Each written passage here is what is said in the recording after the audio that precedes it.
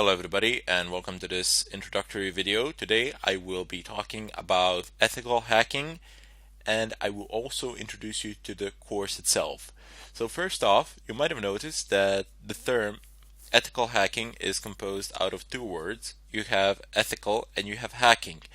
Now hacking, the definition of hacking is quite broad. I mean, it encompasses a very wide range of activities. However, if you actually go to any of the online dictionaries pretty much, and if you type in the term hacking, generally it will say that it has something to do with computers.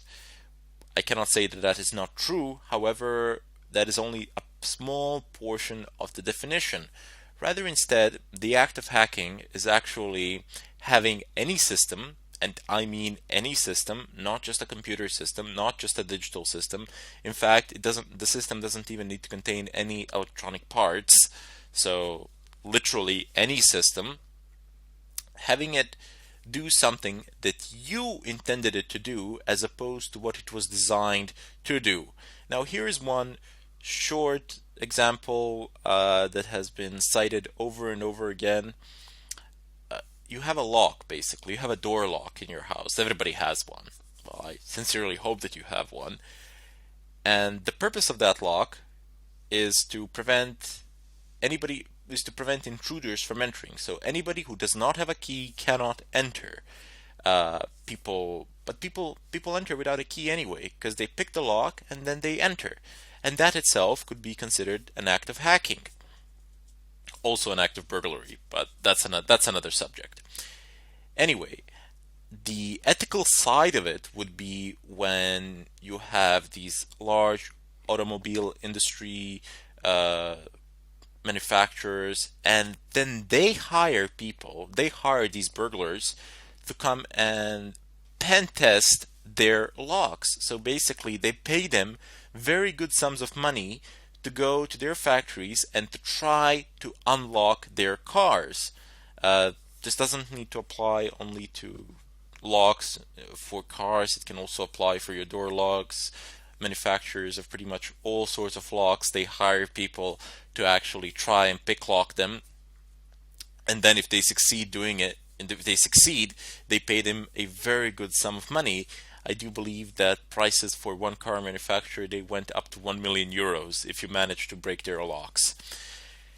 But what I'm trying to say here is that the ethical side of it would be when you have a permission to do it, when it's within the constraints of the law.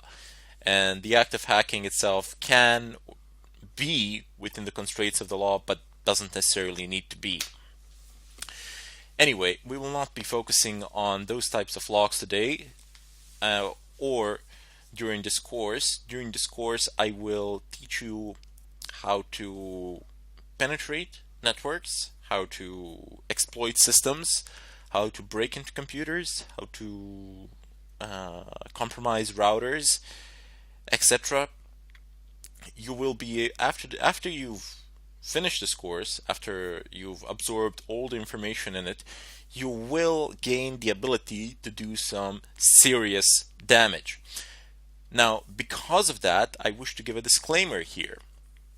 So first off, I do not encourage any sort of illegal activity. Furthermore, I strongly advise against it, and I am against it. So you do not have any legit need to do anything that is against the law with the knowledge that you're going to get during this course, because you're going to get some pretty good knowledge and you can abuse it very easily. It's not that difficult to abuse it. The opportunities are everywhere. They're endless because people tend to use insecure systems, or they use secure systems but they don't know how to operate or configure them, and then in turn those secure systems become insecure. But what I'm trying to tell you is there really is no need. I mean, if you want to do it for the money or something like that, you can make the same amount, if not more, in a perfectly legitimate way. People will pay you to actually test their networks and to see if you can find any vulnerabilities in them and then report them, perhaps even fix them. So, however, if you do decide to do something against the law in any country, I am not responsible for it. That is what I want to say. I do not claim responsibility for it, as I have already stated that I am doing this for purely for educational purposes, and I do not advocate the use of this material for any sort of illegal purpose. Now, I hope you understand why I had to make this disclaimer, and I this is not what I said. These are not just empty words. I really do stand by it, and that is my philosophy as well. In any case, during this course, I will show you numerous examples, methods. You will need some prerequisites over which I will go in the next tutorial. But you're in for a ride, so sit down, be patient. That is a very important thing in this line of work.